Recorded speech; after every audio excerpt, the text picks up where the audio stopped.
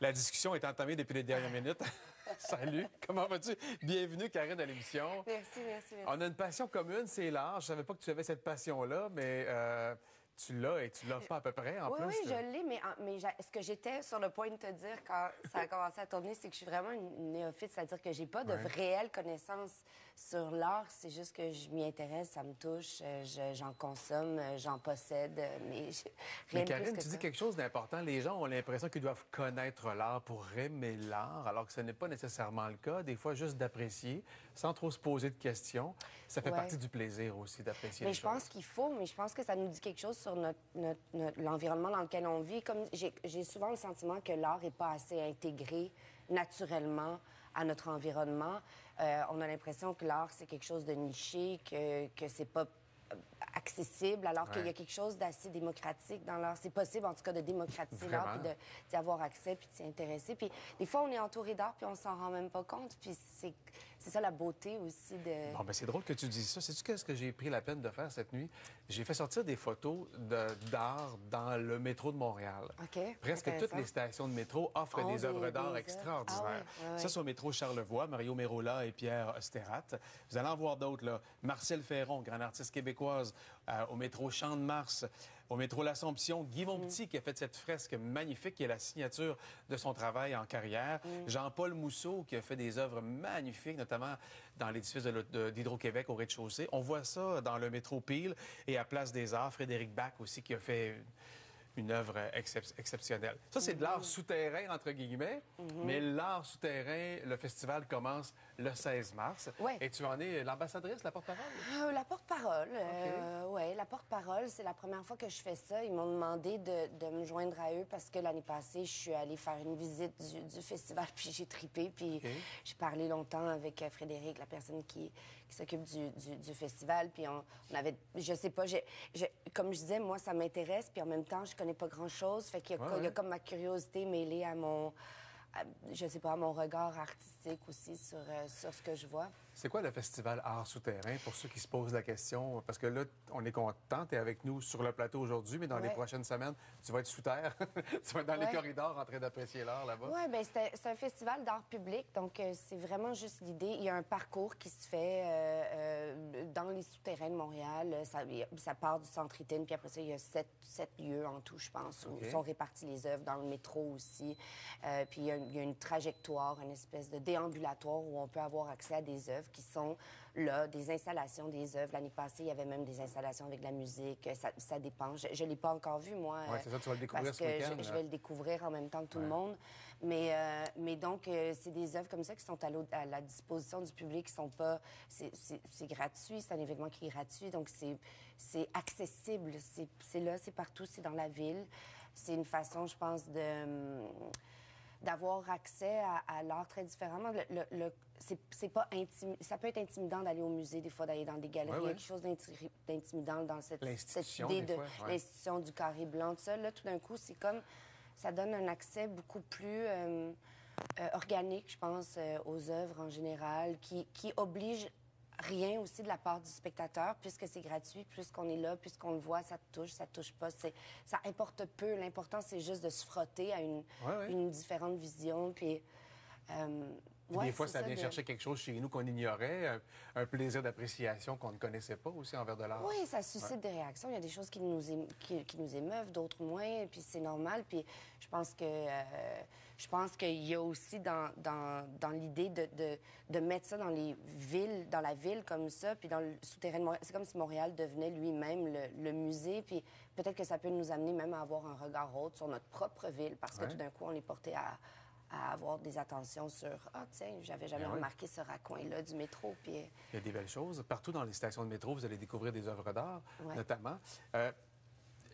Ton premier contact avec l'art, c'était quand? C'était où? Parce que, tu sais, des fois, il y a un moment marquant où on bascule, notre intérêt se développe. Oui. Bien, moi, je disais, mes parents ne m'ont jamais particulièrement amené au musée, sauf qu'il y avait des œuvres chez nous. Mon grand-père était ambassadeur. À cause de ça, ou grâce à ça, il recevait beaucoup d'œuvres.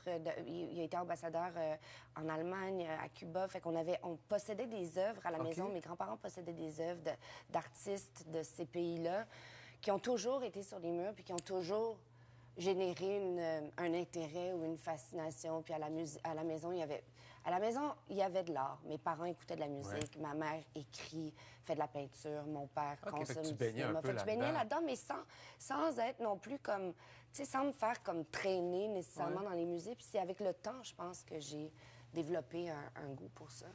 D'ailleurs, je consultais ta page Instagram cette nuit. Oui, cette nuit. Où tu portes le nom de Penny Bobette. Oui. un petit nom coquin. Un petit nom coquin. Et puis, on va voir les images qui vont descendre. C'est comme si tu avais traité aussi ton compte Instagram comme une œuvre d'art. Tu sais, le format des photos, la disposition, les espaces blancs entre les différents étages. C'est voulu? Oui, c'est voulu. Je pense que moi, j'aime l'esthétisme en général.